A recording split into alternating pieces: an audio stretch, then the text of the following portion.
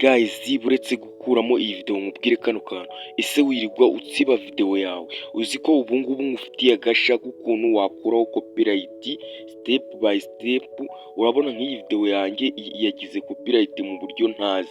Urabona ko ifite copyright. Nureba iyi video kuva itangiye kugeza irangiye, urasobanukirwa uburyo wakuraho copyright kuri telefone yawe ukayikereminga, kuko n'ubundi gutsiba video ngo nuko yagize copyright bigira ikibazo biteza kuri YouTube channel yawe. Rero witsiba video ngo nuko yagize copyright, niza amatwi yawe nkwereke uburyo tugiye gufatanya tugakuraho iyi copyright. Uri kubona ko iyi video uyirebe neza, ndagira ngo uyirebe neza.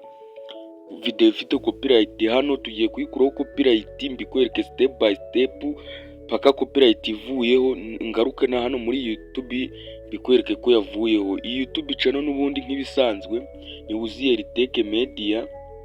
Icyo usabwa cyonyine ni ugukanda subscribe, ukalikinga iyi video, ukanasharinga inshuti yawe iyi video, inshuti yawe yari yose uzi ko ari mu content creator, amenye uburyo yakura copyright kuri video ye.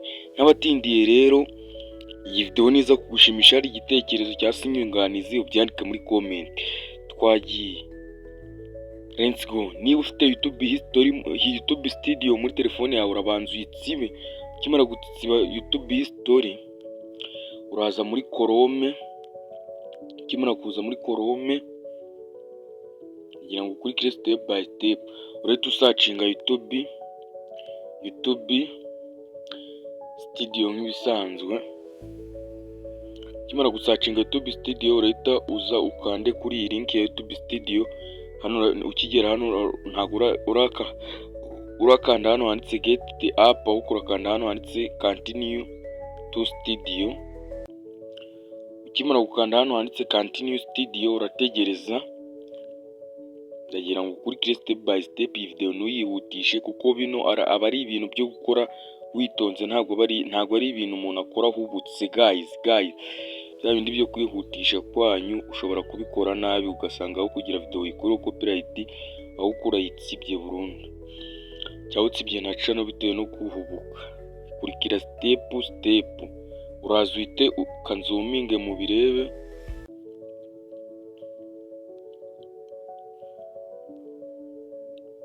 Uraza ukande hano, uraza ukande ahangaha, hano hari akamenyetso ka video, ukandeho.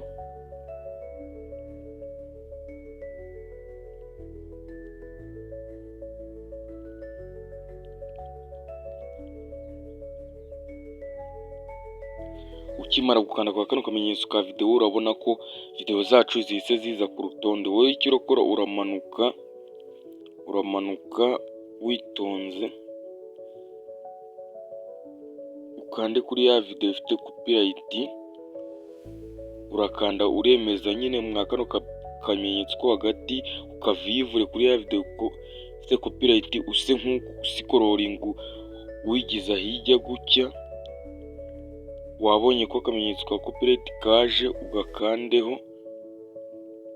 Ukimara gukanda copyright, bahita bakwereka hano handitse see you, urahita wakanda, urahita ukanda hano,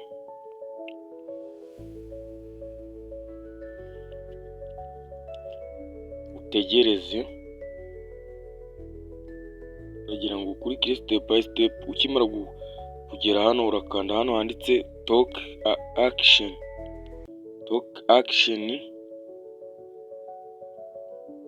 Ukimara kugera hano, urakanda hano handitse time out segment, ukanda hano handitse continue.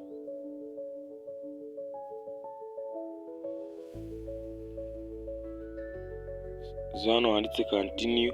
Ukimara kugera hano, barakwereka ahantu hose video yawe ifite amakosa, uhita ukanda hano handitse save, uhita uza ukanda hano handitse confirm change.